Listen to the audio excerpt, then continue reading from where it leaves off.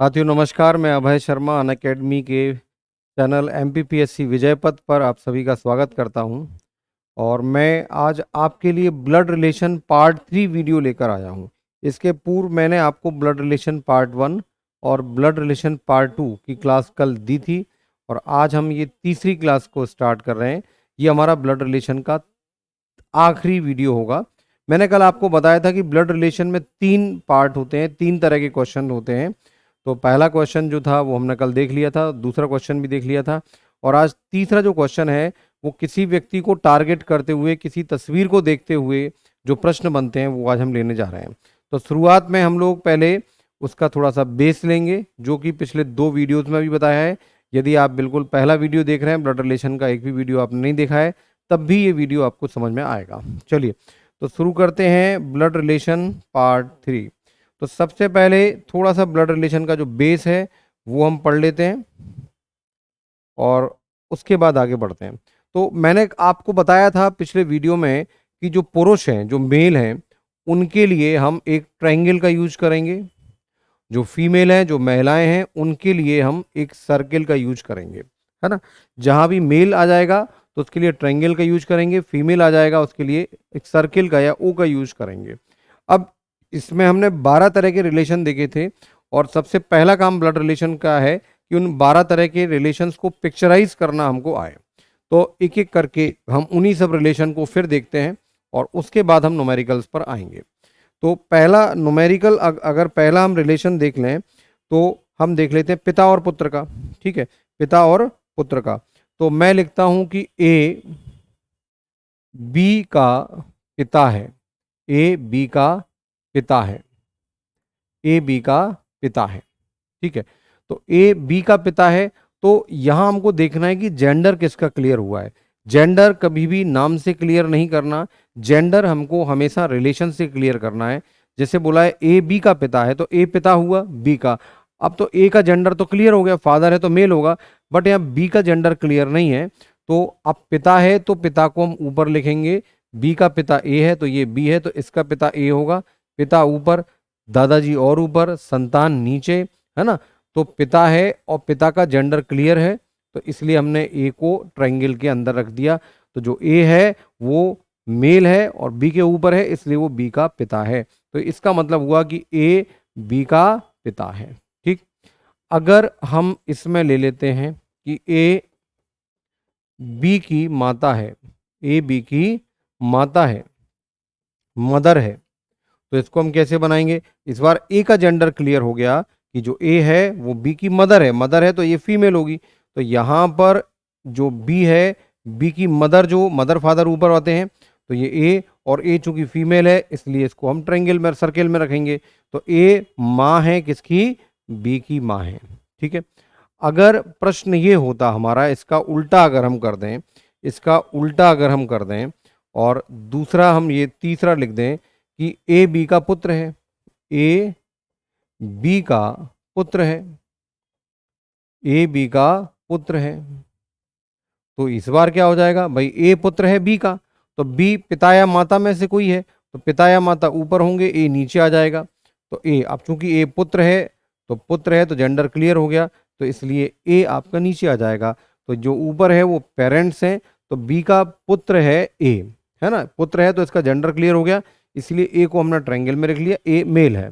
लेकिन यहाँ बी का जेंडर क्लियर नहीं है, इस डायग्राम से बी मेल है या फीमेल ये अभी हमको क्लियर नहीं है। ठीक है, अगर चौथा हम लिख दें कि जो ए है वो बी की पुत्री है, ए बी की पुत्री है, तो फिर क्या सीन बनेगा, जो ए पुत्री है बी की तो जेंडर ए का क्लियर है और बी की पुत्री है तो बी पेरेंट्स में से है तो ए नीचे आ जाएगा। तो अब ए चूंकि पुत्री है इसलिए उसको हम सर्किल में रखेंगे, तो ए पुत्री हुई बी की। ठीक है, तो उम्मीद करता हूं आप समझते जा रहे होंगे। पिछले दोनों वीडियोज में ये चीजें हमने डिटेल डिस्कस की थी और आगे इसमें भी हम डिस्कस करने जा रहे हैं।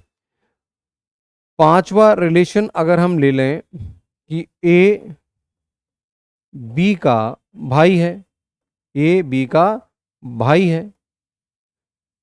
ठीक है, तो ए बी का भाई है तो भाई भाई और पति पत्नी ये एक ही जनरेशन पर होते हैं, है ना। पेरेंट्स ऊपर की जनरेशन पर हैं इसलिए हम उनको ऊपर ले लेते हैं, है ना। और आपके दादाजी और ऊपर की जनरेशन पर हैं, है ना, तो उनको और ऊपर ले लेंगे ग्रैंड पेरेंट्स को, या आपके बच्चे आपसे नीचे की जनरेशन पर हैं उनको नीचे ले लेंगे। लेकिन भाई बहन, भाई भाई, बहन बहन, या पति पत्नी, ये एक ही जनरेशन के लोग होते हैं, इनको एक ही लेवल पे लिया जाता है। तो ए बी का भाई है, जेंडर किसका क्लियर है? ए का। तो ए का जेंडर क्लियर है, तो ए को हम ट्रायंगल में रख देंगे और बी हमारा यहाँ पर ऐसे आ जाएगा। लेकिन बी को सर्किल ट्रायंगल में नहीं रख सकते क्योंकि बी का जेंडर अभी क्लियर नहीं है। ठीक है, तो ए बी का भाई है। ये हो गया आपका। 6 नंबर पर अगर आप देखते हो तो अगर मैं लिख देता हूं ए और बी भाई भाई हैं, ए और बी भाई हैं, तो इसका मतलब क्या हुआ? इसका मतलब ये हुआ ए और बी भाई हैं, मतलब ए बी का भाई है और बी ए का भाई है, दोनों का ही जेंडर यहाँ क्लियर हो रहा है। तो इसको आप कैसे लिखोगे? ए और ये भी ए, सॉरी ये बी होगा, ये बी है ना, तो ये ए और ये बी, ए और बी दोनों ही भाई हैं, है ना, तो ए बी का भाई है और बी ए का भाई है।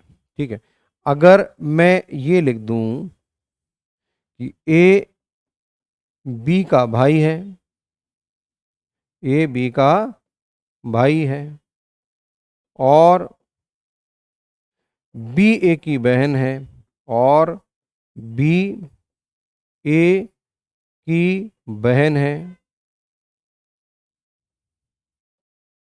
जो बी है वो ए की बहन है, तो ए बी का भाई है, तो ए भाई है, तो ए का जेंडर क्लियर हो गया। ठीक है, बी का भाई है। अच्छा, आगे लिखा है बी ए की बहन है, तो बी ए की बहन है, तो बी का भी जेंडर क्लियर हो गया। ठीक, तो ए बी का भाई है और बी ए की बहन है। ठीक है, अब इसी क्रम में अगर हम देखो, एक ही लेवल पर मैंने कौन बताया था, भाई भाई, भाई बहन, बहन बहन होते हैं, या पति पत्नी भी एक ही जनरेशन पर होते हैं। तो अगर मैं 8वां यहां लिख दूं कि ए बी का पति है, बी का पति है, ए बी का पति है, तो ए बी का पति है, तो भैया तो बी ए की पत्नी होगी, ए पति है बी का, तो डेफिनेटली बी जो है वो ए की पत्नी होगी। अब ए पति है तो ए को हम रख देंगे ट्रायंगल में, जेंडर क्लियर हो गया इसका, और बी पत्नी है तो बी फीमेल है तो इसको रख देंगे सर्किल में। लेकिन फिर इन दोनों में क्या अंतर रह गया, है ना, फिर इन दोनों में क्या अंतर रह गया? तो याद रखिए, जब पति पत्नी होते हैं तो बीच में प्लस आ जाता है, और जब भाई बहन होते हैं तो बीच में प्लस नहीं आता। फर्क यही है, ये भी एक ही जनरेशन है, ये भी एक ही जनरेशन है, तो ए और बी अगर पति पत्नी है तो बीच में प्लस आ जाएगा, और ए और बी अगर भाई बहन है तो बीच में कोई साइन नहीं आएगा। ठीक है, तो ये हमने देखे एक ही जनरेशन के एग्जाम्पल, भाई बहन, भाई भाई, भाई बहन, बहन बहन, या पति पत्नी आपके। ठीक, चलिए, तो उम्मीद करता हूँ ये बात आपको समझ में आई होगी। और अब हम बढ़ते हैं अगले रिलेशन की तरफ। हमको ये बेसिक रिलेशन का प्रेजेंटेशन अगर समझ में आ जाता है तभी हम क्वेश्चंस को अच्छे से बना पाएंगे। चलिए, अब मैं ले लेता हूं आपका नवा केस, दादाजी का, नाना का और दामाद का और पुत्र वधू का। ये 4 केस और ले लेते हैं। तो जैसे मैं लिखता हूं कि ए बी का दामाद है, ए बी का दामाद है। अच्छा, दामाद का आ गया ना, दामाद का भी आ जाएगा, दादाजी का भी आ जाएगा, दामाद पहले आ गया। चलो, ए बी का दामाद है, तो दामाद क्या होता है? दामाद होता है बेटी का पति। दामाद क्या होता है? बेटी का पति। तो भाई ए की एक बेटी है और बेटी का एक पति है, तो ये व्यक्ति ए का दामाद होगा। जो कौन है? ए है, ए बी का दामाद है, तो ए बी का दामाद है, तो ए जो है वो बी का दामाद है। तो जो ए है वो दामाद है किसका? बी का। तो बी की बेटी और बेटी का पति ए है, तो ए जो है वो बी का दामाद है। तो आपको ये कंसेप्ट समझ में आया होगा। ठीक है, बिल्कुल इसी पैटर्न पर हमारा अगला बनता है ए बी की पुत्र वधू है। ए बी की पुत्र वधू है, पुत्र वधू है, ए बी की पुत्र वधू है। तो ए बहू है, और बहू कौन होती है? बेटे की वाइफ, है ना। तो बी का जो बेटा है और बेटे की जो वाइफ है वो बी की बहू है और बहू तो ए है, तो फिर ये ए हो गया। तो इस डायग्राम को देख के समझ में आता है बी का जो बेटा है और बेटे की जो पत्नी है, तो बेटे की पत्नी बहू होती है, तो बी की बहू कौन कहलाएगी, ए। इसमें क्या है, बी की जो बेटी है और बेटी का जो पति है, तो बेटी का पति क्या कहलाता है, दामाद, तो ए दामाद हुआ बी का। यहां पर ए बहू हुई बी की। क्लियर। तो ये हमने दामाद और पुत्र वधू को समझा। अब हम देखते हैं चाचा और मामा को, फिर नाना को देखेंगे। ठीक है, तो अगला रिलेशन देखते हैं चाचा और मामा का। तो ये आपका कौन सा नंबर था, 9 नंबर था। अब हम लेते हैं 10 नंबर। ए बी का चाचा है, ए बी का चाचा है। ठीक है, ए बी का चाचा है। तो ए बी का चाचा है। अब चाचा कौन होता है, पिताजी के भाई। चाचा कौन होता है, पिताजी के भाई। तो भैया किसी ए बी का चाचा है, तो बी के जो पिताजी हैं, ये पिताजी हैं तो ट्रायंगल में रखेंगे, और पिताजी के जो भाई हैं वही तो बी के चाचा कहलाएंगे। और वो कौन है, ए। तो ए जो है वो बी का चाचा है, तो यहां पर ए रख दो। तो ए कौन है, बी के पिताजी का भाई, है ना। भाई भाई भाई बहनों तो बीच में प्लस नहीं आएगा, प्लस केवल पति और पत्नी के बीच में ही आएगा। तो बी के पिताजी और पिताजी के भाई ए, तो जो ए है वो चाचा हो गए बी के। ठीक है, इसी प्रकार यदि हम देख लें अगला, ए बी का मामा है, ए बी का मामा है,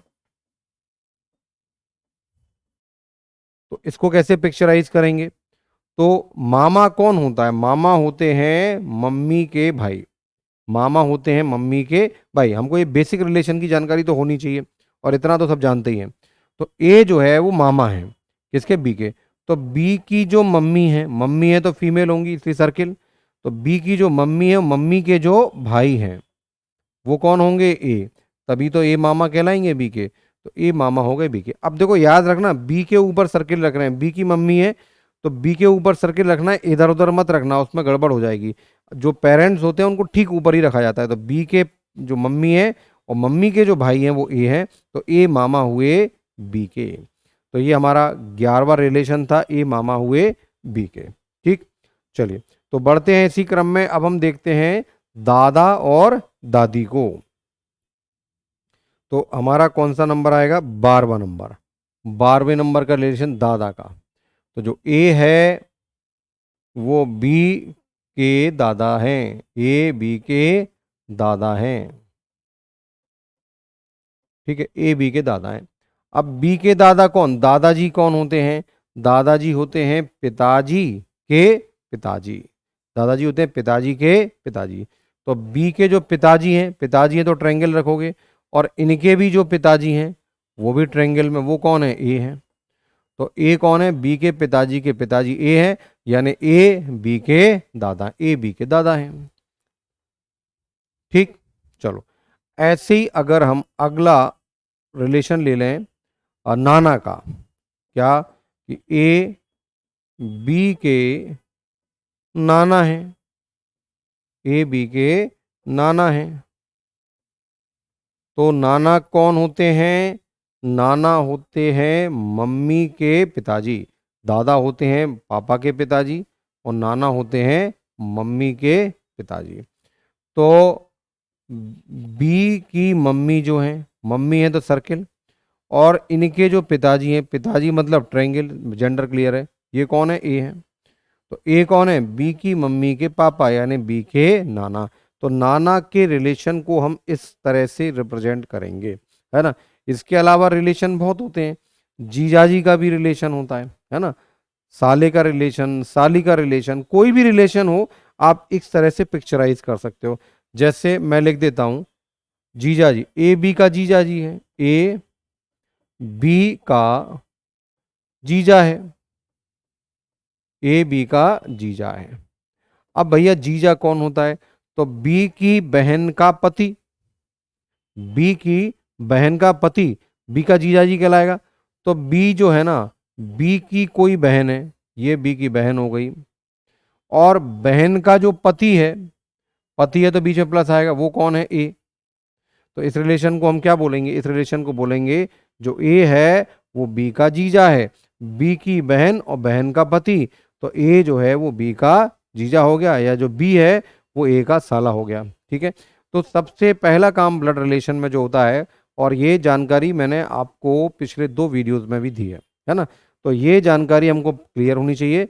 हर रिलेशन का एक डायग्राम बनाना हमको आना चाहिए, तभी हम ब्लड रिलेशन के क्वेश्चंस को सेकंड्स में खत्म कर पाएंगे। तो 2 पार्ट हमने देख लिए थे, एक पजल बेस्ड और दूसरा हमने देखा था कि कोडिंग पैटर्न पर जो हमको क्वेश्चन आ जाते हैं, वो 2 तरीके के क्वेश्चन हम 2 वीडियो में देख चुके हैं।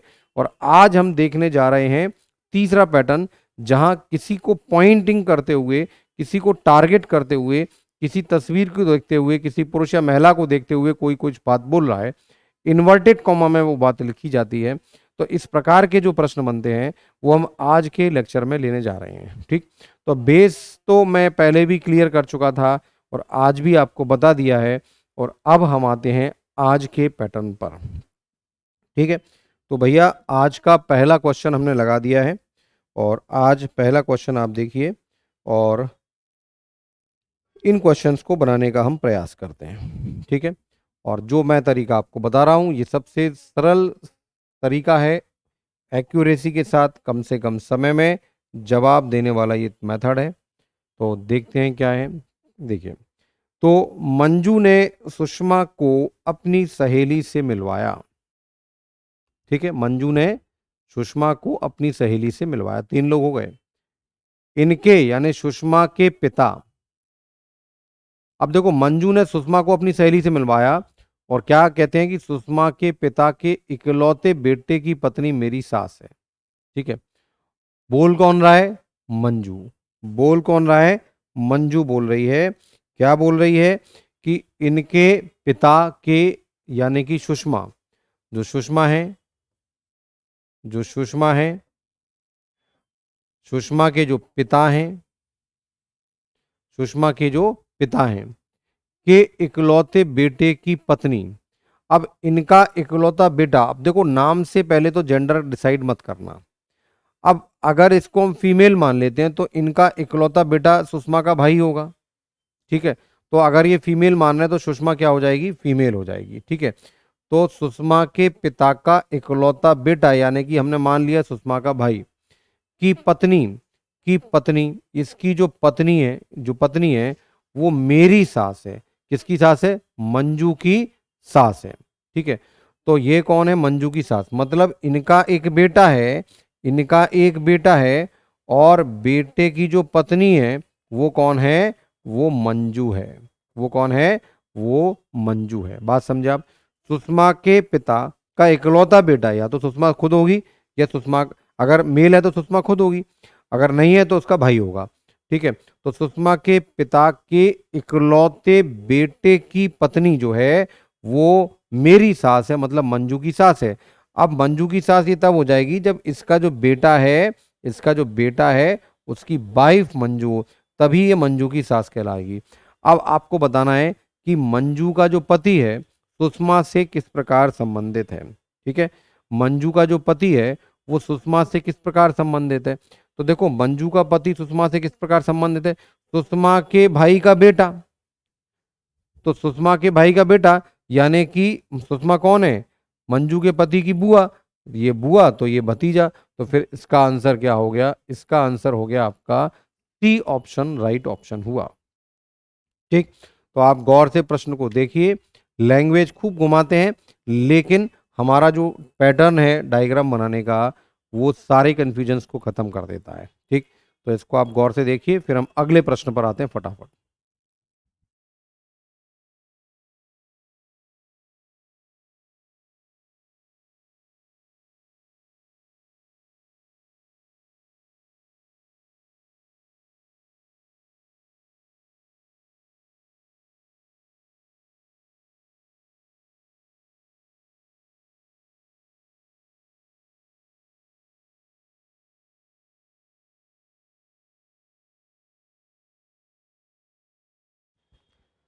चलिए, तो अगला क्वेश्चन लेते हैं, और हमारा अगला क्वेश्चन आज का, तो ध्यान से पढ़िए, गौर से पढ़िए, और उसको पिक्चराइज करने की कोशिश कीजिए, क्योंकि जितना सही पिक्चर हम इसका बना लेंगे उतनी जल्दी हमारा आंसर आ जाएगा।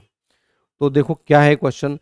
सक्षम ने अपने मित्र से निधि का परिचय कराते हुए कहा, निधि के बारे में वो कह रहा है, कौन बोल रहा है, सक्षम, कि वह मतलब कौन, निधि, मेरे पिता की, यानी सक्षम कह रहा है कि सक्षम के जो पिता हैं, सक्षम के जो पिता हैं, वह मेरे पिता की पत्नी, इसकी जो पत्नी है मतलब सक्षम की माँ के इकलौते पुत्र की पुत्री है। अब इनका इकलौता पुत्र तो सक्षम ही होगा, और अगर इनका इकलौता पुत्र सक्षम ही है तो वो सक्षम की पुत्री है। कौन, निधि। सक्षम ने अपने मित्र से निधि का परिचय कराया, मतलब निधि कौन है, सक्षम की पुत्री हुई इस हिसाब से, तो निधि सक्षम की पुत्री हुई। ठीक है, सक्षम का निधि से क्या रिश्ता है, तो सक्षम भैया निधि का पिता कहलाएगा। तो आंसर कितना हो गया, सी ऑप्शन हो गया। तो बड़ा ही क्लियर कट सवाल हो जाता है, डायग्राम एक बार बनता है, हम न्यूमेरिकल को पढ़ते जाते हैं, साथ में डायग्राम भी बनाते जाते हैं। जैसे ही न्यूमेरिकल पढ़ के पूरा हम रुकते हैं तब तक डायग्राम पूरा हो जाता है, और डायग्राम को देखते ही हमारा आंसर आ जाता है। तो एक बार फिर समझा देता हूँ कि जो सक्षम है वो अपने फ्रेंड से बोल रहा है निधि का परिचय कराते हुए कि निधि कौन है, सक्षम कहता है मेरे पिता की पत्नी का इकलौता पुत्र, है ना। अब इकलौता पुत्र मतलब सक्षम स्वयं हो गया, की पुत्री है, तो सक्षम की पुत्री निधि हो गई। इसका मतलब जो सक्षम है वो निधि के पिता होंगे। ठीक है, तो ये एसएससी सीजीएल 2019 का क्वेश्चन है। ज्यादातर क्वेश्चन जो मैं आपको करा रहा हूँ ये प्रीवियस ईयर में लेटेस्ट आए हुए क्वेश्चन ही है। ठीक है, तो ये हम पढ़ रहे हैं पॉइंटिंग करते हुए, किसी को टारगेट करते हुए जो स्टेटमेंट बोला जा रहा है इन्वर्टेड कॉमा में, उस पैटर्न के ब्लड रिलेशन के क्वेश्चन पेपर में ये पैटर्न अक्सर देखने को मिलता है। चलिए, तो अगला क्वेश्चन आप एक बार पढ़िए, पहली कोशिश आपकी, फिर मैं इसको एक बार बनाता हूं। तो आपको कुछ टाइम दे रहा हूं मैं थोड़ा सा, कि थोड़ा सा इसको पढ़ें और बनाने की कोशिश करें।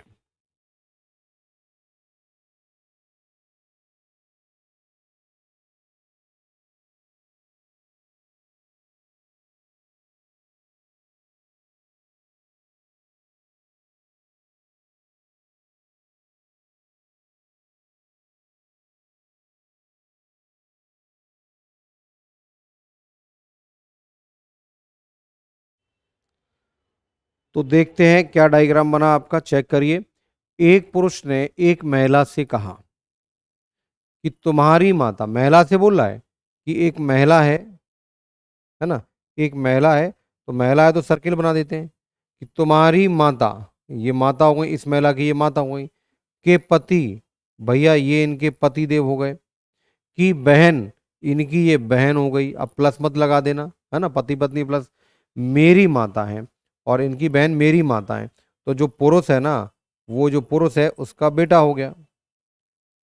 बात समझे। तो वो पुरुष क्या बोलता है, पुरुष बोलता है महिला से कि भाई, महिला से बोल रहा है कि तुम महिला है तो सर्किल है, तुम्हारी माता के पति की बहन जो है वो मेरी माता है, मतलब पुरुष की माता है। ठीक है, तो उस पुरुष का उस महिला से क्या संबंध होगा, उस पुरुष का महिला से क्या संबंध होगा। तो देखो, पुरुष की मम्मी, पुरुष के मामा, मामी, मामा की लड़की, तो क्या होगा, चचेरी फपेरी, पुरुष जो कौन होगा, चचेरी या ममेरी या फुफेरी बहन होगी, कजिन जिसको अपन बोलते हैं। तो पुरुष भाई है इस महिला का, और कौन सा भाई है, कजिन है, कजिन है वो, यानी ए ऑप्शन हमारा आंसर हो गया। चचेरा ममेरा फुफेरा इस तरह का हो जाएगा, है ना। तो ये हो गया कजिन, इंग्लिश में इसको बोल देते हैं कजिन, है ना। तो पुरुष क्या हुआ, चचेरा ममेरा फुफेरा भाई हुआ। तो ए ऑप्शन इसका राइट ऑप्शन हुआ।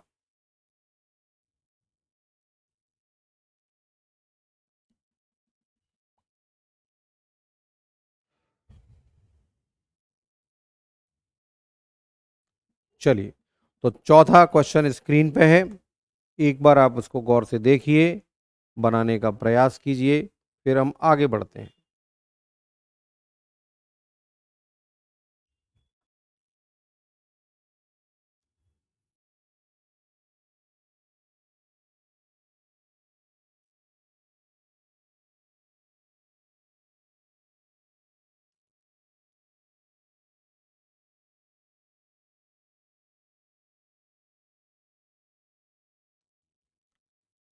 चलिए, तो क्वेश्चन को आपने पढ़ लिया।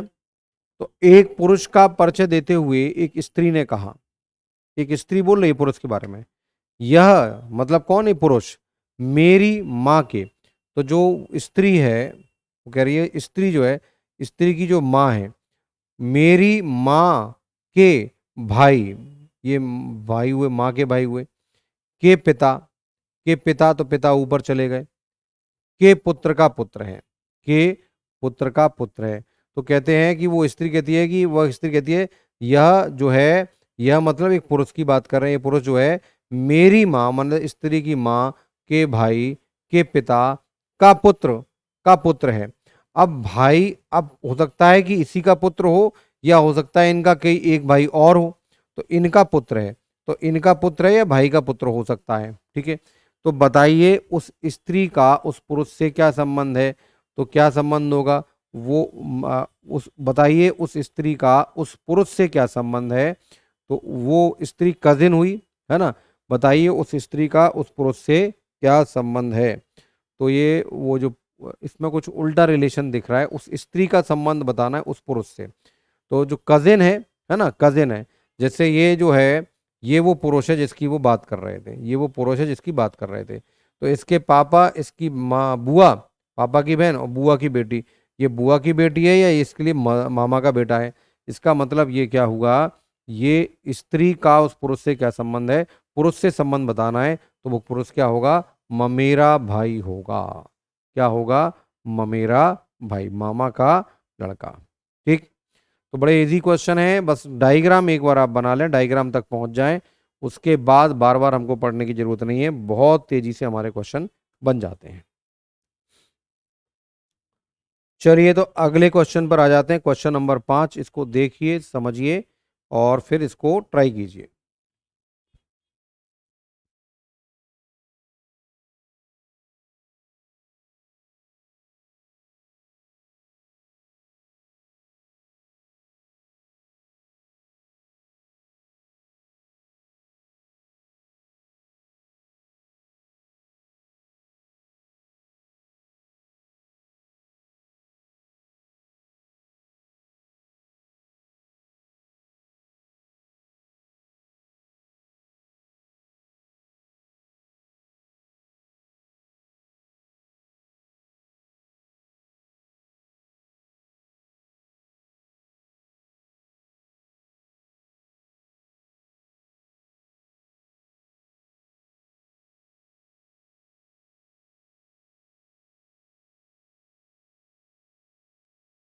तो देखिए इसमें क्या हुआ, एक फोटो की ओर इशारा करते हुए राकेश ने कहा, क्या बोल रहा है, फोटो की यह मेरे दादा की एकमात्र पुत्र की पुत्री है ना। तो फोटो में एक लड़की है, उसके बारे में बोल रहा है कि यह मेरे दादा यानी राकेश के दादा, राकेश के, यह मेरे दादा, राकेश के दादा कौन, पिताजी के पिताजी।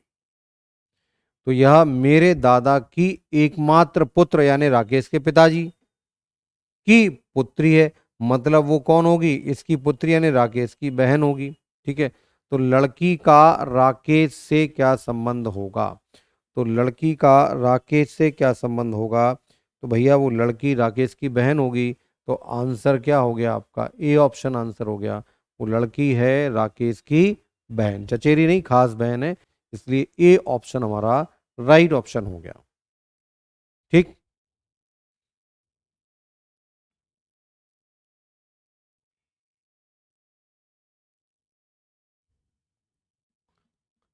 चलिए, अगला क्वेश्चन स्क्रीन पे है, आप पढ़िए, एक बार उसको पिक्चराइज कीजिए, और पिक्चराइज करने के बाद फिर मैं उसको बनाता हूं और चेक करते हैं आपने सही किया या गलत किया।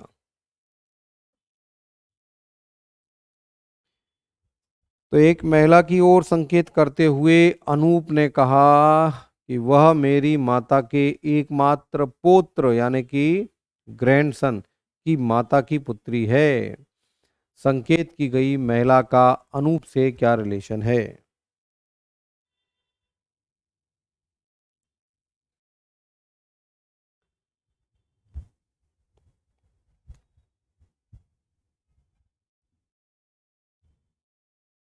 तो महिला की ओर इशारा करते हुए अनूप कहता है कि वह मेरी माता है, मतलब अनूप बोल रहा है। ठीक है, अनूप क्या बोल रहा है कि एक महिला की ओर इशारा करते हुए बोला है कि क्या है, मेरी माता, अनूप की जो माँ है, के एकमात्र पौत्र, यानी कि अनूप का संतान जो हो गया। ठीक है, अनूप की माँ के एकमात्र पौत्र की माता, की माता, इसकी माता मतलब अनूप की वाइफ मान लो, की पुत्री है, और इसकी पुत्री है मतलब वो अनूप की बहन बन रही। ठीक है, तो अब हमको बताना है ये वो महिला हो गई है ना, ये वो महिला हो गई, ये वो महिला हो गई। ठीक है, अब हमें बताना है संकेत की गई महिला। तो अनूप किसकी तरफ संकेत कर रहा था, इसकी तरफ संकेत कर रहा था। तो संकेत की गई महिला का अनूप से क्या संबंध है, तो भैया अनूप और अनूप की वाइफ और उनकी ये बेटी ये बेटा, तो वो महिला अनूप की क्या होगी, पुत्री होगी। तो इसका आंसर क्या हो जाएगा, ए ऑप्शन आपका राइट ऑप्शन हो जाएगा।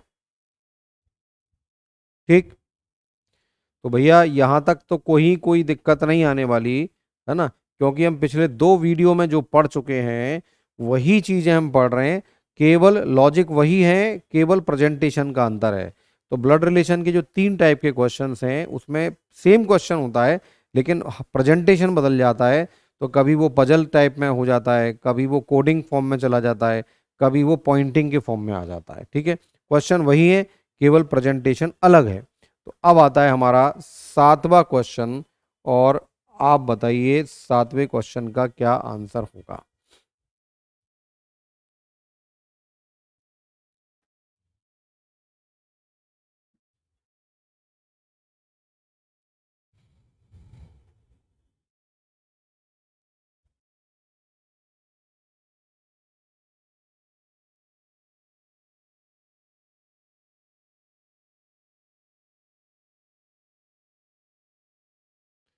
सागर ने मोहन का परिचय कराते हुए कहा कि वह, यानी कौन, मोहन, उसकी दादी माँ के इकलौते पुत्र के इकलौते साले का भांजा है। सागर मोहन से किस प्रकार संबंधित है। ठीक है, तो बड़े घुमावदार लैंग्वेज में आपके क्वेश्चन आ रहे हैं, और इसको हम पिक्चराइज करते हैं कि सागर कह रहा है कि उसकी दादी माँ, तो हम सबसे पहले सागर लिख लें। अब सागर की दादी कौन होंगी, सागर के पिताजी और पिताजी की माँ, ये सागर की दादी हो गई। ठीक है, तो कहता है कि उसकी दादी माँ के इकलौते पुत्र है, मतलब सागर के पिताजी के इकलौते साले।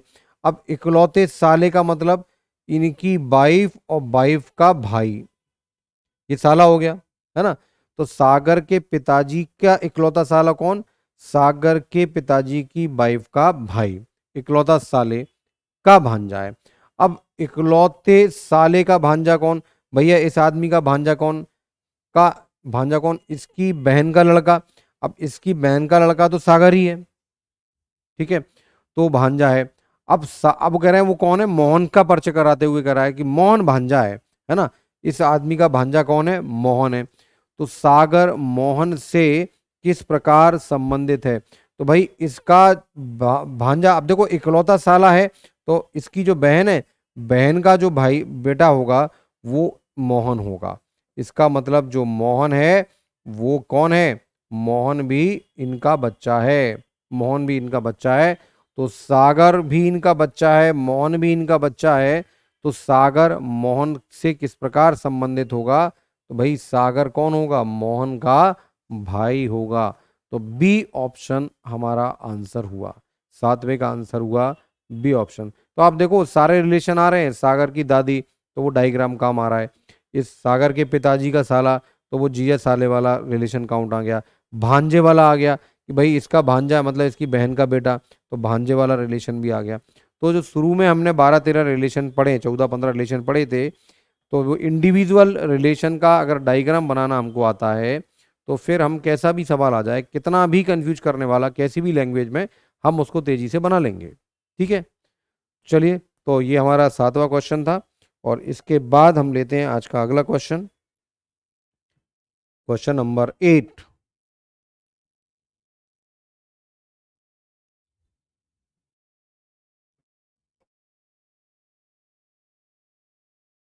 चलिए, तो 8वां क्वेश्चन आप देखिए, एक बार पिक्चराइज कीजिए।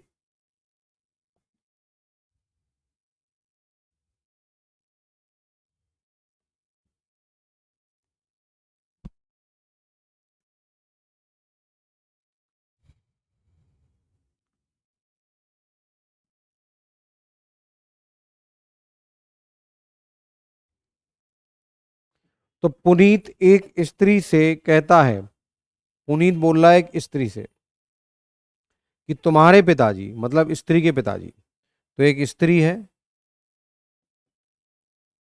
और स्त्री के एक पिताजी हैं। चलो, तुम्हारे पिताजी की पत्नी, तो भैया इनकी पत्नियां ने स्त्री की माँ की बहन, इसकी जो बहन है, बहन ये बन गई बहन, मेरी बुआ है, तो मेरी बुआ है। अब देखो, इस स्त्री की बहन और बहन, अब जैसे इनकी अगर बच्चा है तो ये तो क्या क्या होंगी, मौसी कहलाएंगी।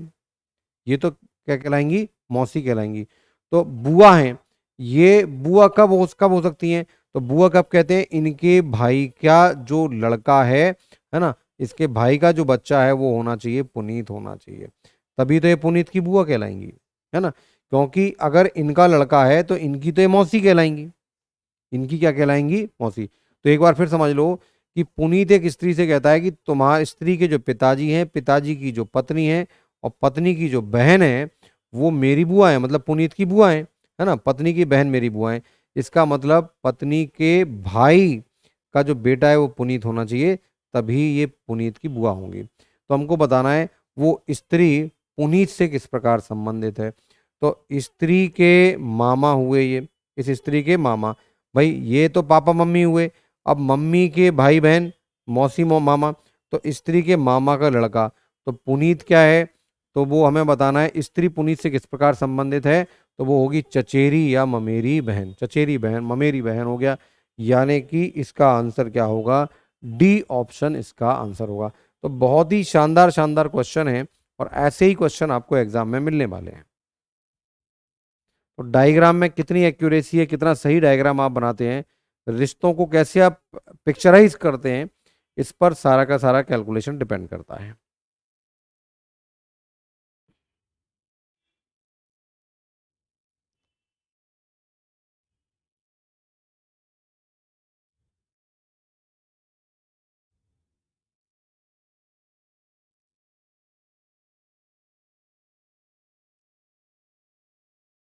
चलिए, तो अगला क्वेश्चन लेते हैं स्क्रीन पे, और क्वेश्चन नंबर 9 स्क्रीन पर है, और आप इसको बनाइए और जवाब दीजिए।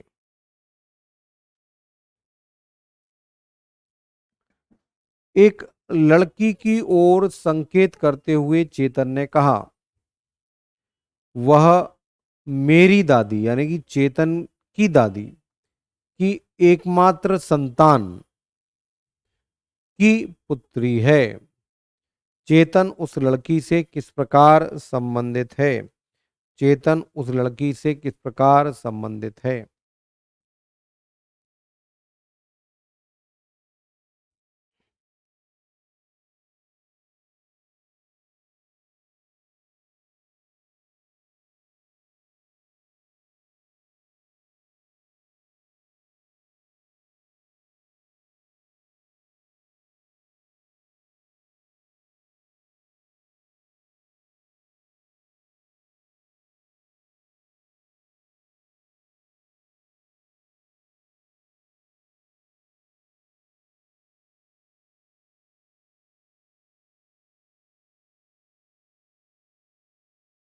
तो भैया इसका आंसर आ रहा है सी। भाई देखो कैसे एक लड़की की ओर इशारा करते हुए चेतन कह रहा है, तो जो चेतन है वो क्या कह रहा है, चेतन, है ना, कि वह मेरी दादी, चेतन की दादी कौन, चेतन के पापा की मम्मी, चेतन की दादी हो गई, की एकमात्र संतान, भाई चेतन की दादी की एकमात्र संतान तो चेतन के पापा ही होंगे, है ना, की पुत्री है, इनकी बेटी है, कौन है इनकी बेटी, वो लड़की।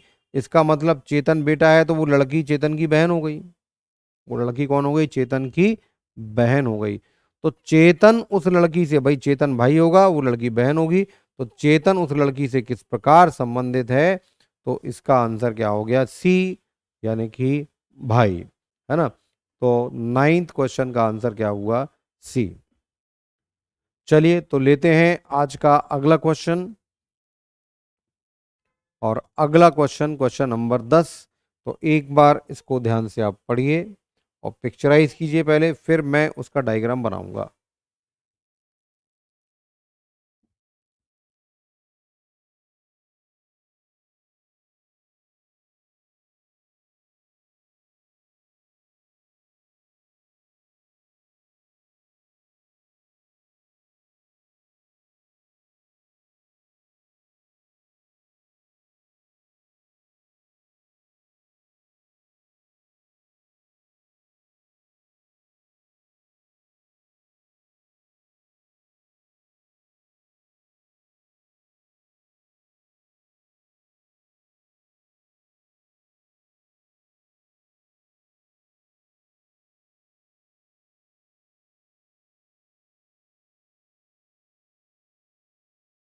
तो भाई क्या है क्वेश्चन? कि बस में एक लड़की की ओर इशारा करते हुए एक आदमी बोल रहा है। एक आदमी है, मतलब ट्रायंगल में डाल दो इसको। क्या बोलता है कि वह मेरे पिता, उस आदमी के जो पिता हैं, मेरे पिता की पत्नी यानी आदमी की माँ, इसकी माँ का इकलौता पुत्र, मतलब वो आदमी खुद होगा। तो इसका जो इकलौता पुत्र है वो आदमी खुद होगा, की पुत्री है, और इस आदमी की जो पुत्री है वो लड़की है जिसकी ओर इशारा करते हुए वो आदमी बात कर रहा है। ठीक है। तो हमको बताना है लड़की उस आदमी से किस प्रकार संबंधित है। वही लड़की इस आदमी की बेटी हुई। तो आंसर क्या हो गया इसका? आंसर हो गया बी ऑप्शन। तो सबसे सरल डायग्राम जो हो सकता है वो यही पैटर्न हो सकता है। पीढ़ी दर पीढ़ी हम उसको ऊपर नीचे ले जाते हैं क्वेश्चन को, और मेल को ट्रायंगल से, फीमेल को सर्किल से शो करते हैं। ठीक है। तो ये था हमारा 10वां क्वेश्चन।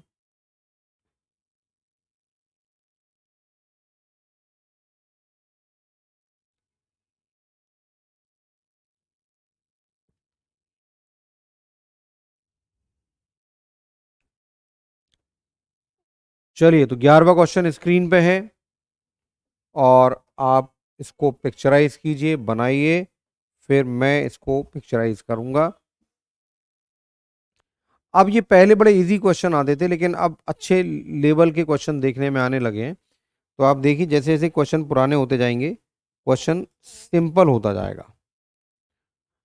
लेकिन अगर आप बैंक पीओ की तैयारी कर रहे हैं तो फिर ब्लड रिलेशन बहुत डिफिकल्टी लेवल पर आने लगा है। ब्लड रिलेशन के क्वेश्चन बहुत ज़्यादा डिफिकल्टी लेवल पर आने लगे हैं, क्योंकि इसमें ब्लड रिलेशन, मेल फीमेल और डेजिग्नेशन तीनों का जब कॉम्बिनेशन बनता है तो वो बहुत कंफ्यूजिंग हो जाता है, पजल हो जाती है फिर वो।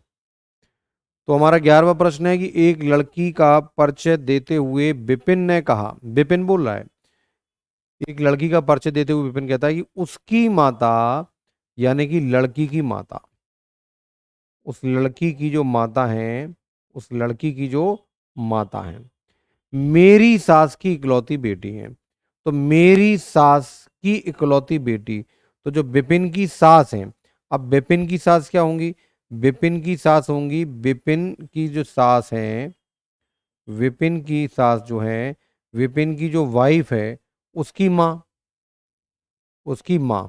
ठीक है। तो विपिन की वाइफ की माँ की ये इकलौती बेटी है, इकलौती बेटी है। इसको आप एक बार और देख लीजिए, इकलौती बेटी है ये। तो वो कहते हैं कि एक लड़की का परिचय देते हुए विपिन ने कहा कि विपिन, उसकी माता, उस लड़की की जो माता है, उस लड़की की जो माता है वो कौन है? मेरी सास की इकलौती बेटी। अब मेरी सास की इकलौती बेटी मतलब विपिन की वाइफ खुद होगी। इसका मतलब ये हुआ कि ये जो महिला है ये विपिन की वाइफ हुई। ये कौन हुई? विपिन की वाइफ हुई। ठीक है। और जो डायग्राम हमने इधर बनाया है, यहाँ हम क्या कर देंगे, अब इसको बना देंगे ये इसकी माता। ठीक है। तो अब आप समझ लो, फिर मैं पिक्चराइज बताता हूँ उसको, कि उस लड़की की जो माता है वो विपिन की सास यानी विपिन की वाइफ की माँ। तो विपिन की वाइफ की, विपिन की जो सास है की इकलौती बेटी है। तो विपिन की सास की इकलौती जो बेटी है उस लड़की की माता है, यानी वो लड़की कौन है, वो विपिन की बेटी है ना। तो विपिन का उस लड़की से क्या संबंध है, तो विपिन का उस लड़की से क्या संबंध होगा, विपिन उस लड़की का पिता होगा।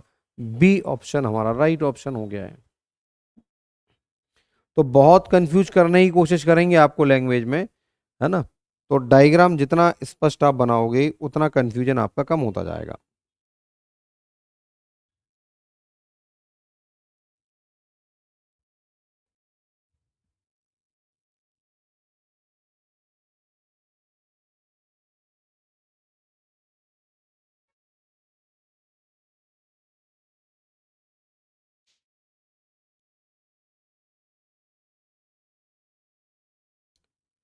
तो अगला क्वेश्चन फिर स्क्रीन पर है।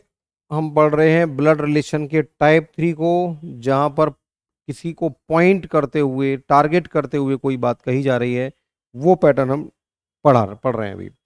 तो सुरेश एक आदमी का परिचय इस रूप में देता है। सुरेश परिचय दे रहा है एक आदमी का कि वह, यानी वो आदमी जो है, उस स्त्री का पुत्र है। वो आदमी उस स्त्री का पुत्र है जो मेरी माता के पति की माता है। तो मेरी माता के पति की, यहीं से उठा लो सवाल को आप, मेरी माता के पति की माता। तो भैया सुरेश कह रहा है कि सुरेश की जो माता है, मेरी माता के पति यानी सुरेश के पापा की माता, तो ये सुरेश की दादी हो गई। ठीक है, सुरेश की माता के पति की माता ने सुरेश की दादी। तो वह उस स्त्री, है ना, उस आदमी के बारे में बोल रहा है कि वो जो आदमी है उस स्त्री का पुत्र है। किस स्त्री का, जो मेरी माता के पति की माता है। तो मेरी माता के पति की माता इस स्त्री का पुत्र है, वो आदमी इस स्त्री का पुत्र है। वो आदमी कौन है, इस स्त्री का पुत्र है। अब स्त्री का पुत्र कौन हो सकता है, या तो सुरेश के पिताजी हो सकते हैं या सुरेश का चाचा भी हो सकता है। ठीक है, तो सुरेश का उस आदमी से क्या संबंध है, तो सुरेश का उस आदमी से क्या संबंध है, तो सुरेश का उस आदमी से क्या संबंध है। तो भाई इसका आंसर क्या होगा, नहीं सुरेश चाचा कैसे हो जाएगा, ये चाचा ऑप्शन टिक कर रहे हैं। तो नहीं सुरेश से, सॉरी, सुरेश से उस आदमी का क्या संबंध है, तो वो आदमी जो है वो सुरेश का चाचा होगा। तो बिल्कुल ठीक है, ए ऑप्शन इसका आंसर हो गया। सुरेश से उस आदमी का क्या संबंध होगा, ये वो आदमी है, ये वो आदमी है। अगर वो बोलते कि इकलौता पुत्र, तो सुरेश के वो पिताजी हो जाते, लेकिन इकलौता शब्द लगाया नहीं है तो वो पिताजी का भाई हो गया। तो वो आदमी सुरेश का कौन हो गया, वो आदमी सुरेश का चाचा हो गया। सीपीओ 2006 का क्वेश्चन है ये। तो बड़े ही प्यारे प्यारे क्वेश्चन है, कंफ्यूज कर रहे हैं, लेकिन डायग्राम स्पष्ट है तो फिर कोई दिक्कत नहीं है, तेजी से आंसर फिर आ रहे हैं।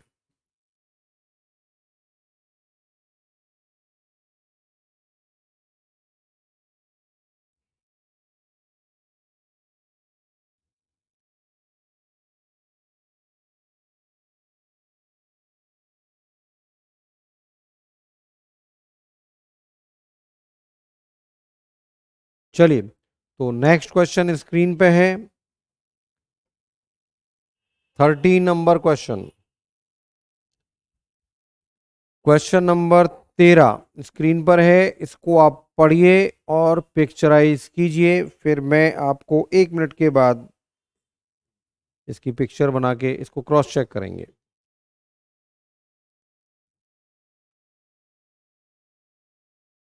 तो अपने से आगे बैठी हुई महिला की ओर देखते हुए अमित कह रहा है कि वो जो महिला है ना, वो मेरी पत्नी। तो सवाल को अब क्या करो, खुद जो बोलने वाला है ना वहीं से उठाओ, सबसे अच्छा तरीका है ना। तो यहीं से उठा, मेरी पत्नी यानी कि सुरेश अमित की जो पत्नी के पति, यानी सुरेश खुद की बहन है, वह मेरी पत्नी के पति की बहन है। तो उस महिला का अमित से क्या संबंध होगा, उस महिला का अमित से क्या संबंध होगा। तो बड़ा ही सरल क्वेश्चन है ये तो, कि वह मेरी पत्नी यानी कि अमित। अब कह रहे हैं कि अमित की पत्नी, तो अमित की पत्नी ये हो गया, बीच में प्लस आ जाएगा। वह मेरी पत्नी के पति, अब इसका पति अमित ही होगा, पत्नी का पति तो अमित ही होगा, की बहन है। वो महिला कौन है? इसकी बहन है। तो ये वो महिला हो गई, ये वो महिला हो गई। तो भैया वो महिला कौन हुई अमित की? वो महिला अमित की बहन हुई। तो बड़ा ही सिंपल सा स्वीट सा क्वेश्चन था, है ना, कुछ ज़्यादा कुछ था नहीं इसमें, एक लैंग्वेज में सवाल खत्म हो गया था आपका। ठीक, चलिए, तो एक सिंपल सा क्वेश्चन किया अभी हमने, 30 नंबर।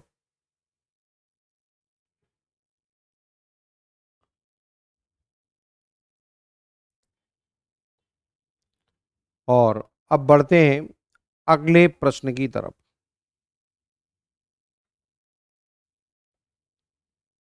Question number 14, 14।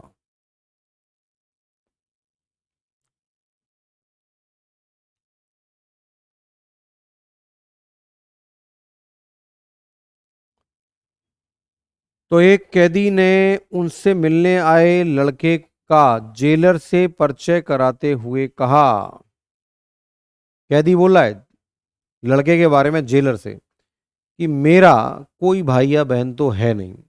मतलब कैदी का ना कोई भाई है ना कोई बहन है। ये जो लड़का है मेरे पिता के पुत्र का पुत्र है। ये लड़का मेरे पिता के, यानी कैदी कह रहा है कि मेरा लड़का जो है ना मेरे पिता के पुत्र का पुत्र है। तो लड़का उसका कौन है? तो आपको बताना है लड़का उसका कौन है।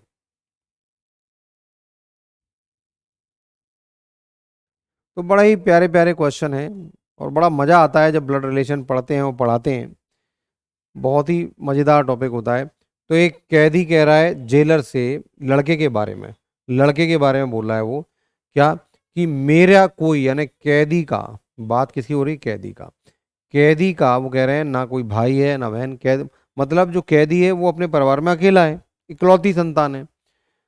तो ये लड़का मेरे पिता, मतलब कैदी के जो पिता हैं, अब कैदी के जो पिता हैं के पुत्र, अब कैदी के पिता का पुत्र तो कैदी होगा, क्योंकि कैदी का ना भाई है ना बहन है, इकलौता है ये, का पुत्र है। तो वो लड़का कौन है? वो लड़का इस कैदी का लड़का कहलाएगा। बात समझे आप? तो कैदी कह रहा है कि मेरे पिता, मेरा कोई भाई बहन नहीं है, मैं अकेला ही हूँ, अपने घर में मैं अकेला हूँ, लेकिन मेरे पिता का जो पुत्र है, मतलब कैदी खुद ही होगा, का लड़का जो है वो लड़का है ना। वो लड़का कौन है? मेरे पिता के पुत्र का लड़का है। ठीक है, तो इसका मतलब लड़का उस कैदी का कौन हुआ? लड़का उस कैदी का पुत्र हुआ। तो पुत्र हुआ, मतलब इसका आंसर कितना आ गया? बी ऑप्शन राइट ऑप्शन हो गया।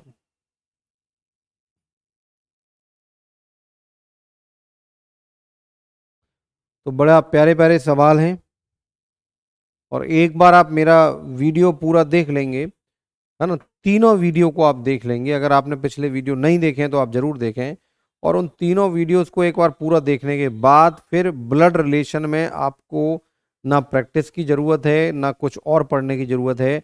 आपके हमेशा के लिए कंसेप्ट एकदम क्लियर हो जाएंगे। हर महीने लगभग एक टॉपिक तो मैं आपको पढ़ाता ही पढ़ाता हूँ, है ना। और कल भी एक टॉपिक मैं आपको छोटा सा पढ़ाने वाला हूँ। तो आज ये टॉपिक है, कल फिर दूसरा टॉपिक होगा, करीब 2 ढाई घंटे की एक वीडियो बनेगा, उसमें एक टॉपिक के और कंसेप्ट क्लियर करूंगा आपका। ठीक है, तो ये ब्लड रिलेशन का आखिरी टाइप हम देख रहे हैं, और थोड़े से क्वेश्चन और बचे हैं, तो उनको पूरा करते हुए हम आगे बढ़ते हैं। और अगले क्वेश्चन पे, क्वेश्चन नंबर 15। चलिए, तो बेटा क्वेश्चन नंबर 15 को आप बनाइए और बताइए क्या होगा।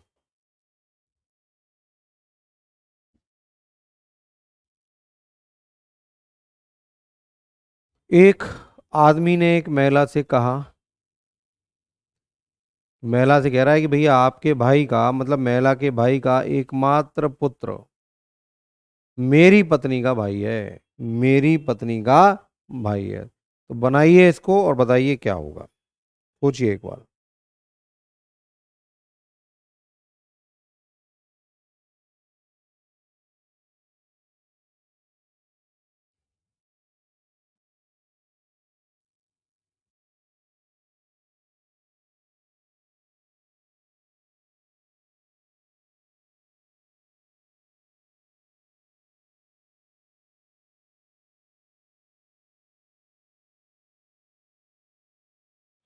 तो भैया एक आदमी ने एक महिला से कहा कि आपके भाई, मतलब महिला के भाई, तो जो महिला है, महिला से ही बोल रहा है वो कि आपका जो भाई है, आपका जो भाई है, आपके भाई का एकमात्र पुत्र, इसका जो एकमात्र पुत्र है, मेरी पत्नी का भाई है।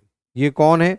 ये पुत्र मेरी पत्नी का भाई है, मतलब इसकी बहन उस आदमी की पत्नी है, उस आदमी की पत्नी है। तो भैया इस आदमी की पत्नी का एकमात्र भाई, यही तो बोला है, तो आपके भाई का जो एकमात्र पुत्र है वो उस आदमी की पत्नी का भाई है, उस आदमी की, ठीक है, उस आदमी की पत्नी का भाई है। तो वह महिला उस आदमी से किस प्रकार संबंधित है? तो भैया इस आदमी की वाइफ के पापा यानी ससुर हुए, है ना, आदमी के ये ससुर हुए, और ये ससुर हैं, और ये ससुर की बहन है, यानी कि उसकी वाइफ की बुआ हैं। तो फिर इसको हम क्या बोलेंगे? इसका आंसर क्या हो जाएगा? डी, यानी कि बुआ। ये बुआ हो जाएंगी, 15वें का आंसर होगा बुआ। तो महिला उस आदमी की पत्नी से किस प्रकार संबंधित है?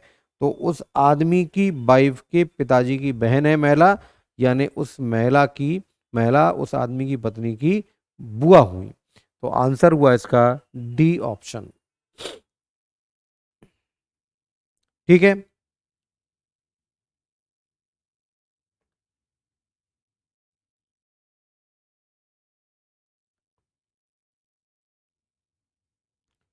तो चलिए अगले क्वेश्चन को लेते हैं। और आज का हमारा अगला क्वेश्चन, क्वेश्चन नंबर 16।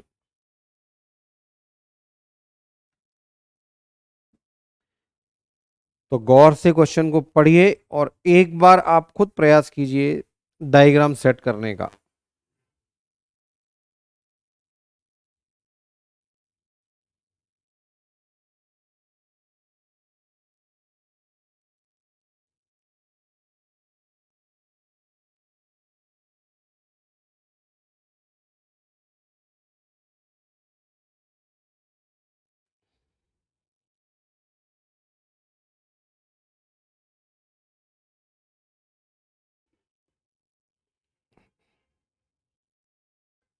तो भाई देखते हैं आपने क्या डायग्राम बनाया।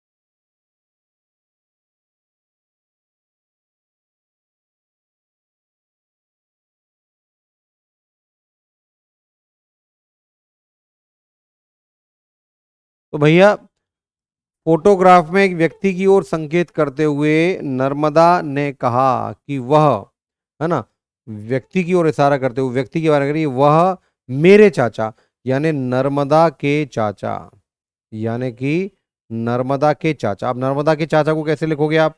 ये नर्मदा के पापा और ये पापा के भाई, तो ये नर्मदा के चाचा हुए। वह नर्मदा मेरे चाचा, अब मेरे चाचा की पुत्री, ये चाचा की बेटी हुई, का भाई, ये उसका भैया हुआ।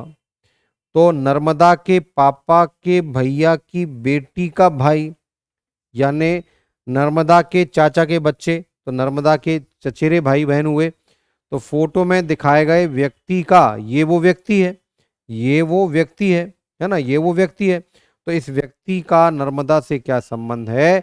तो वो व्यक्ति कौन हुआ? नर्मदा का चचेरा भाई, चाचा का बेटा है तो चचेरा भाई हुआ। तो वो व्यक्ति नर्मदा का चचेरा भाई है। तो बड़ा सिंपल सा क्वेश्चन, स्वीट सा क्वेश्चन था 16 नंबर का।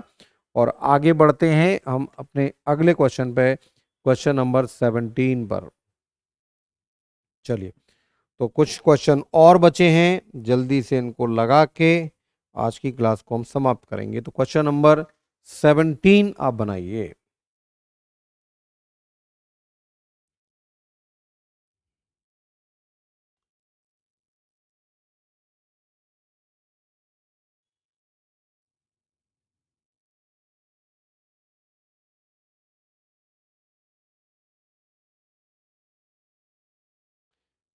तो वो कहते हैं कि माला की ओर इशारा करते हुए कला ने कहा, वह मेरे भाई की इकलौती बहन की पुत्री है ना। माला की ओर इशारा करते हुए कला ने कहा, वह मेरे भाई की इकलौती बहन की पुत्री है। माला का कला से क्या संबंध है? तो इसका डायग्राम आप लोग जल्दी से बनाइए, फिर हम उसको चेक करते हैं। ठीक है। तो माला की ओर इशारा करते हुए कला ने कहा, कला बोल रही है माला को टारगेट करते हुए कि वह कौन? कला, माला है ना, वह मतलब माला। मेरे भाई, प्रश्न को आपको कहां से उठाना है? जहां से व्यक्ति बोल रहा है वहां से उठाना है, जो व्यक्ति बोल रहा है वहां से उठाना है। तो मेरे भाई की इकलौती बहन यानी कला बोल रही है, कला बोल रही है कि मेरे भाई की इकलौती बहन, तो कला है, ये कला है। और कला का जो भाई है, और कला के भाई की इकलौती बहन कला स्वयं भी तो हो सकती है।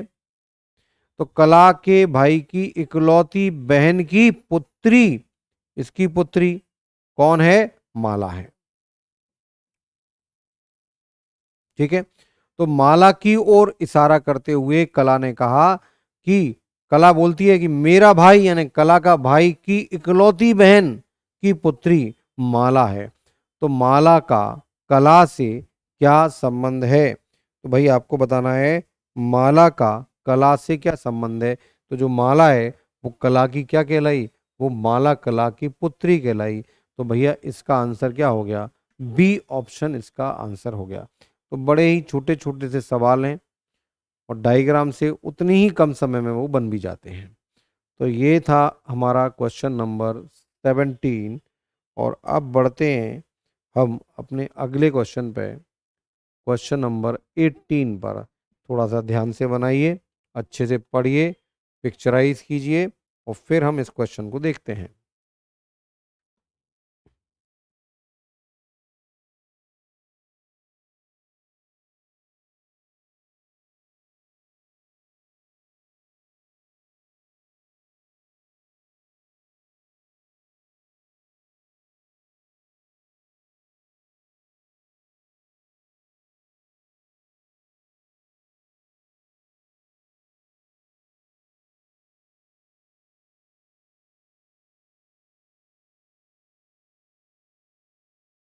तो क्या कहते हैं कि किसी फोटोग्राफ में महिला की ओर संकेत करते हुए मीरा ने कहा, मीरा बोल रही है ना, मीरा बोल रही है, और किसकी तरफ? एक महिला की तरफ इशारा करते हुए बोलती है। मीरा ने कहा कि उसके पिता, तो मीरा के हिसाब से चल लेना, कि मीरा ने कहा कि उसके पिता के एकमात्र पुत्र की पत्नी मेरी सास है। मतलब मीरा की सास है वो, मीरा की सास है वो। तो उसके पिता मतलब महिला के पिता। तो महिला से ही आप क्वेश्चन को उठाओ इसको। तो महिला के पिता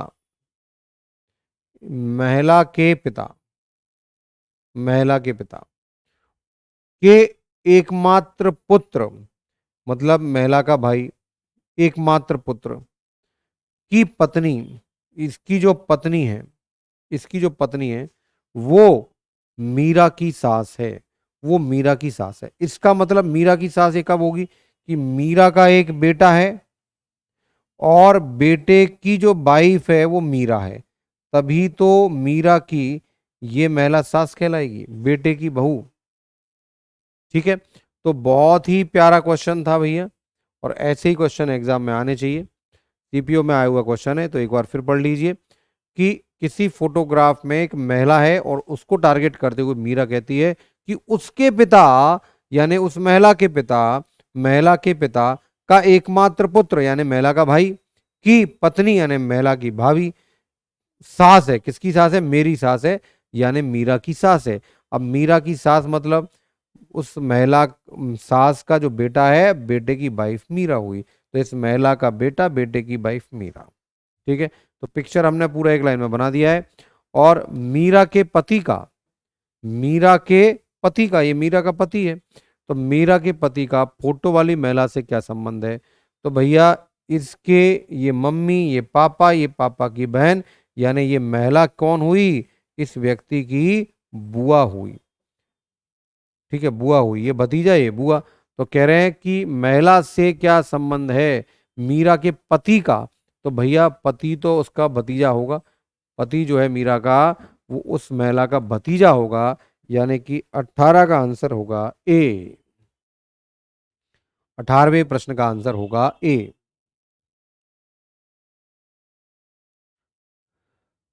तो उम्मीद करता हूं प्रश्न आपको समझ में आया होगा और आपको इस मेथड का गहराई का अंदाजा भी लग रहा होगा कि कैसा भी उलझा हुआ सवाल हो, हम उसको एक बार में पूरा खत्म कर देते हैं। डायग्राम हमारा सही बना नहीं कि फटाफट हमारा आंसर आया, है ना। तो ये सबसे परफेक्ट मेथड है, ये बेस्ट मेथड है। ब्लड रिलेशन में कहीं से कहीं तक इस मेथड को लेके कंफ्यूजन नहीं हो सकते। चलिए, तो ये था हमारा क्वेश्चन नंबर 18 और अब हम लेते हैं क्वेश्चन नंबर 19 नंबर क्वेश्चन को। तो बहुत ही ध्यान से पढ़िए और बनाइए क्या होगा।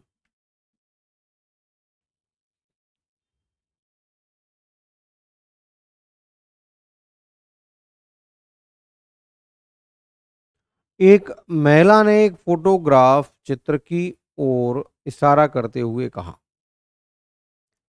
इस व्यक्ति के पुत्र की बहन मेरी सास है, मतलब महिला की सास है। तो फोटोग्राफ में जो व्यक्ति है उसके बारे में कहते हैं कि ये जो व्यक्ति है इसका जो पुत्र है और पुत्र की जो बहन है वो मेरी सास है। तो फोटोग्राफ में दिखाए गए व्यक्ति का उस महिला के पति से क्या संबंध है?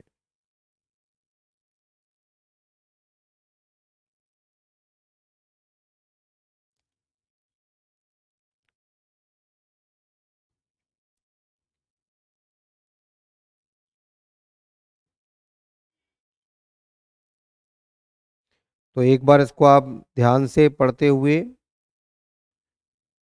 पिक्चराइज कर लीजिए और फिर मैं उस पिक्चर को बनाता हूँ, डायग्राम को, फिर चेक करते हैं कि ये आपसे सही बना या गलत बना। क्वेश्चन अच्छा है, बढ़िया क्वेश्चन है। तो एक महिला ने एक फोटोग्राफ चित्र की ओर इशारा करते हुए कहा कि इस व्यक्ति के पुत्र की बहन मेरी सास है। मेरी सास मतलब महिला की सास है। तो एक व्यक्ति है फोटोग्राफ में, फोटोग्राफ में एक व्यक्ति है, व्यक्ति के पुत्र की बहन, व्यक्ति का जो पुत्र है, व्यक्ति का जो पुत्र है और इस व्यक्ति के पुत्र की जो बहन है, ये बहन मेरी सास है, मतलब ये महिला की सास है। अब ये सास तब होगी जब इसका एक बेटा होगा और बेटे की एक वाइफ होगी, बेटे की वाइफ की ये सास कहलाएगी। तो जो महिला है, जो महिला है वो उसकी सास कौन हुई? ये हुई, ये सास हुई, या इसके पति की ये माँ हुई, ये इसके मामा हुए। ठीक है, बीच में प्लस नहीं है तो पति पत्नी मत बोल देना। इस व्यक्ति की ये माँ और इस लड़के की ये माँ और ये उसके मामा और ये मामा के पिता, मामा के पिता, या अगर व्यक्ति में महिला है तो माँ। तो कुल मिला के हमको बताना क्या है कि फोटोग्राफ में दिखाए गए व्यक्ति का, फोटोग्राफ में दिखाए गए व्यक्ति का ये व्यक्ति है, ये व्यक्ति है, इस व्यक्ति का महिला के पति से क्या संबंध है? ये महिला का पति है, तो इनका रिलेशन हमको बताना है। तो ये व्यक्ति का इस महिला के, उस व्यक्ति का महिला के पति से क्या संबंध है? तो अगर देखा जाए तो व्यक्ति का महिला के पति से क्या संबंध है? तो महिला के पति से तो दादाजी हुए। ठीक है, तो महिला का जो पति है वो फोटो वाले व्यक्ति का द्वेता होगा, द्वेता फोटो वाले व्यक्ति का धोता होगा। लेकिन हमको पति का नहीं बताना, व्यक्ति का बताना। भाई यहाँ ऑप्शन में तेरे को गड़बड़ लग रहा है, ये व्यक्ति तो इसका दादा होगा, तो आंसर यहाँ दादा होना चाहिए था। या इस व्यक्ति का पूछ रहे होते, महिला के पति का पूछ रहे होते, महिला के पति का उस व्यक्ति, फोटो फोटो वाले व्यक्ति से, तो फिर हम आंसर टिक कर सकते थे द्वेता, तो फिर हम आंसर टिक कर सकते थे द्वेता। मतलब दादा और पोते का, द्वेता मतलब पोता, है ना, तो दादा और पोते का रिलेशन है यहाँ पर। ठीक, तो ये था हमारा क्वेश्चन नंबर 90। चलिए अब हम लेते हैं अपनी आज की क्लास का अंतिम प्रश्न। और आज की हमारी क्लास का अंतिम प्रश्न, क्वेश्चन नंबर 20, इसको आप पढ़िए और इसको आप पिक्चराइज कीजिए, फिर मैं इसको बनाता हूं। राम ने एक व्यक्ति के चित्र को देखते हुए कहा कि उसकी मां मेरे पिता के पुत्र की पत्नी है, मेरे कोई भाई बहन नहीं है। राम ने किसका चित्र देखा, है ना, राम किसका चित्र देख रहा था, ये आपको बताना है। चलिए, तो इसको आप देखिए, बनाइए और फिर इसको डिस्कस करते हैं।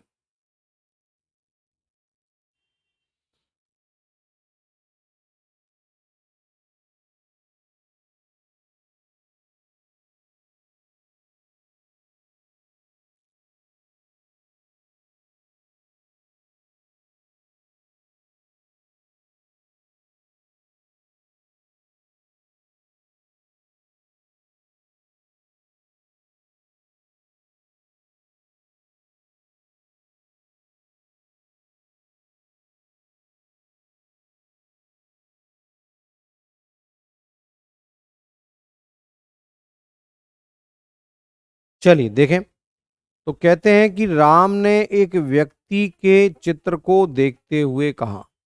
राम बोल रहा है किसको, एक व्यक्ति के चित्र को देखते हुए, कि उसकी मां मेरे पिता मतलब राम के पिता, उस व्यक्ति की जो मां है वो मेरे पिता के पुत्र की पत्नी है। तो भैया राम के पिता,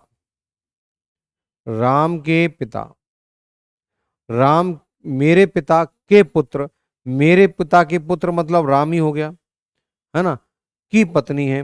राम की पत्नी मान लो ये हो गई, मेरे पिता के पुत्र की पत्नी, ठीक है, कौन है, उस व्यक्ति की माँ, उस व्यक्ति की माँ कौन है, राम के पिता के पुत्र की पत्नी है। अब व्यक्ति फिर इसका मतलब कौन होगा, वो इनका बेटा ही तो होगा, वो इनका बेटा ही होगा, वो इनका बेटा ही होगा।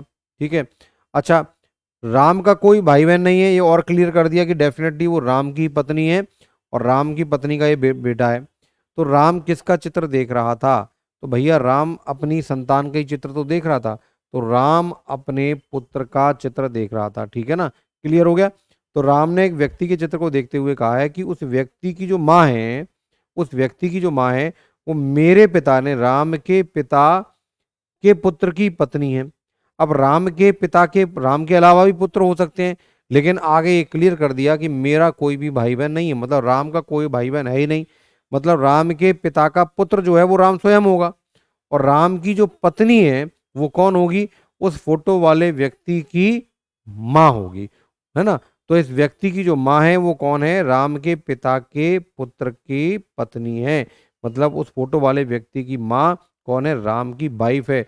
इसका मतलब ये जो व्यक्ति है वो कौन होगा, ये व्यक्ति राम का पुत्र होगा। तो राम किसका फोटो देख रहा था, तो राम फोटो देख रहा था अपने पुत्र का। ठीक है, तो यहाँ पे आके हमारा ब्लड रिलेशन का तीसरा टाइप पूरा हुआ। तो मैं एक बार आपको बता दूं, सबसे पहले हमने देखा कि पजल बेस्ड क्वेश्चन किस प्रकार के होते हैं। ब्लड रिलेशन पार्ट 1 में हमने पजल बेस्ड क्वेश्चन को देखा था। ब्लड रिलेशन पार्ट 2 में हमने कोडेड रिलेशनशिप के प्रश्नों को देखा था। और तीसरे और आज के वीडियो में हम पॉइंटिंग, किसी को पॉइंट करते हुए, किसी को टारगेट करते हुए कोई बात कह रहे हैं, उस प्रकार के प्रश्न देखे। तो तीनों प्रकार के प्रश्न एक ही थे, लेकिन इनका प्रेजेंटेशन का तरीका बहुत अलग था। पेपर में यही तीनों पैटर्न चलते हैं, इन तीन में से 100% कोई ना कोई एक पैटर्न आता है। अच्छा, अब ब्लड रिलेशन का और डिफिकल्टी लेवल हम बढ़ाते हैं। यहाँ पर हमने जेंडर को जोड़ा, नाम को जोड़ा, रिलेशन को लिया, लेकिन डेजिग्नेशन को नहीं लिया, पद को नहीं लिया, व्यवसाय को नहीं लिया, है ना। जैसे कोई डॉक्टर है, कोई इंजीनियर है, कोई टीचर है, इस तरह की जानकारी साथ में नहीं ली। अगर आप इन्हीं प्रश्नों के साथ में वो जानकारी भी ले लेते हो तो ये क्वेश्चन फिर हमारे पजल के क्वेश्चन बन जाते हैं। और पजल हमारे सीसेट के पेपर में निश्चित रूप से एक पजल तो आती ही आती है। ठीक है। बाकी व्यापम वगैरह में पजल ज़्यादा नहीं पूछी जाती, लेकिन सीसेट का और बैंक एग्जाम का वो एक फिक्स पार्ट है, वो आते ही आते हैं। तो उसका बेस भी हमारा ब्लड रिलेशन है, जैसे हमने ये बनाया वैसे ही वहाँ पर भी बनाएंगे, ठीक है। तो आज हमने ब्लड रिलेशन के तीसरे पार्ट को पूरा किया।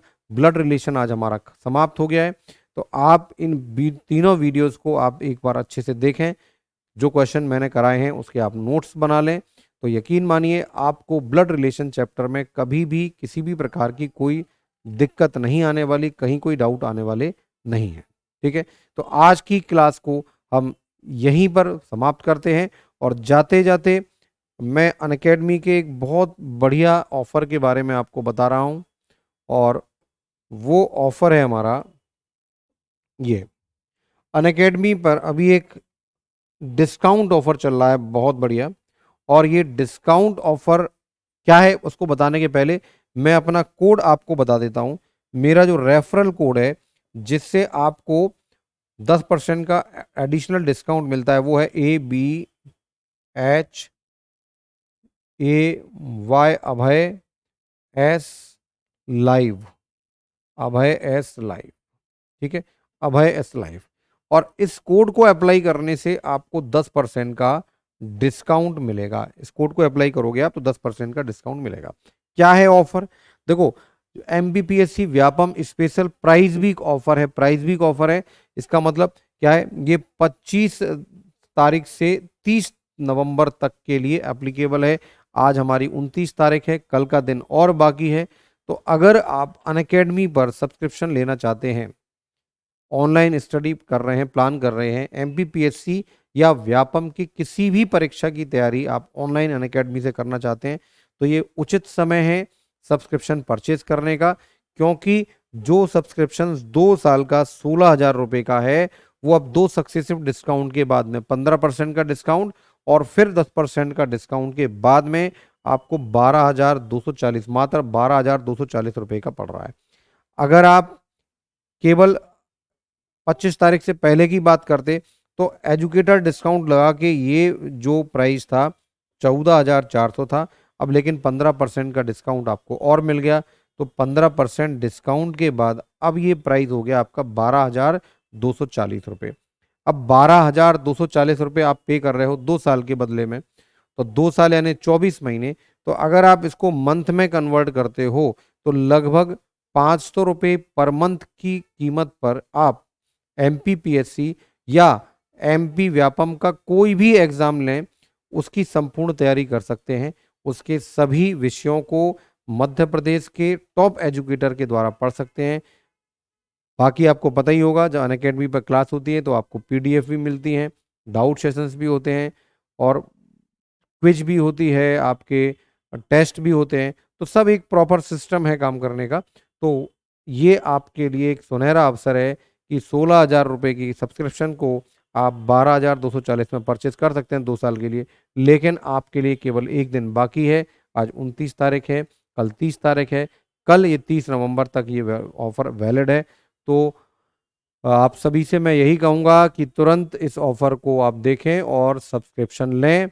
और अगर आपने अभी तक ये चैनल सब्सक्राइब नहीं किया है तो चैनल को सब्सक्राइब करें, मेरे वीडियो को लाइक करें और शेयर करें और अगले वीडियो का इंतज़ार करें, जो कल ही मैं आपको एक नए टॉपिक का शानदार वीडियो देने वाला हूँ, ठीक है। तो आज की क्लास यहीं तक, फिर हम आपसे शीघ्र मिलेंगे। नमस्कार।